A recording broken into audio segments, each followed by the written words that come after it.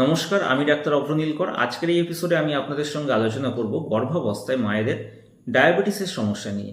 আমি এর আগেও ডায়াবেটিসের ওপর এপিসোড করেছি, সেখানে ডায়াবেটিসের কারণ, লক্ষণ, প্রকারভেদ এবং এর চিকিৎসা নিয়ে আলোচনা করেছি।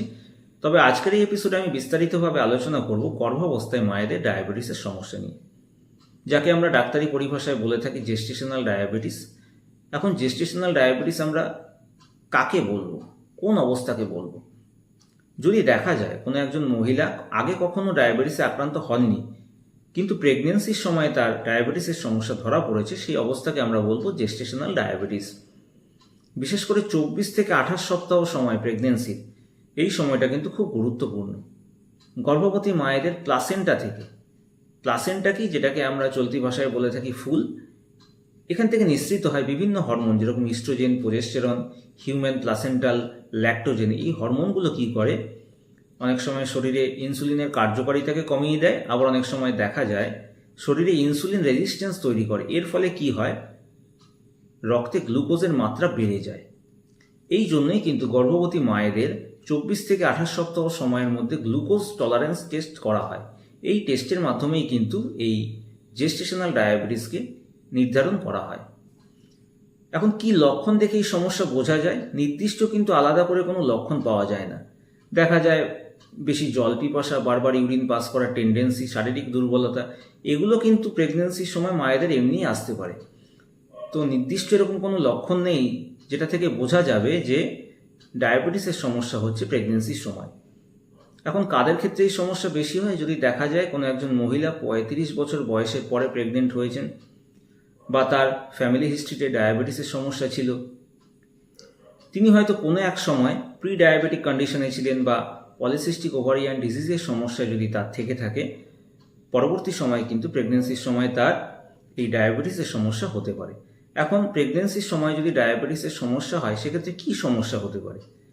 যদি একজন মায়ের প্রেগনেন্সির সময় ডায়াবেটিসের সমস্যা ধরা পড়ে, প্রেগনেন্সি পরবর্তী সময়েও কিন্তু তার টাইপ 2 ডায়াবেটিসের সমস্যা হতে পারে।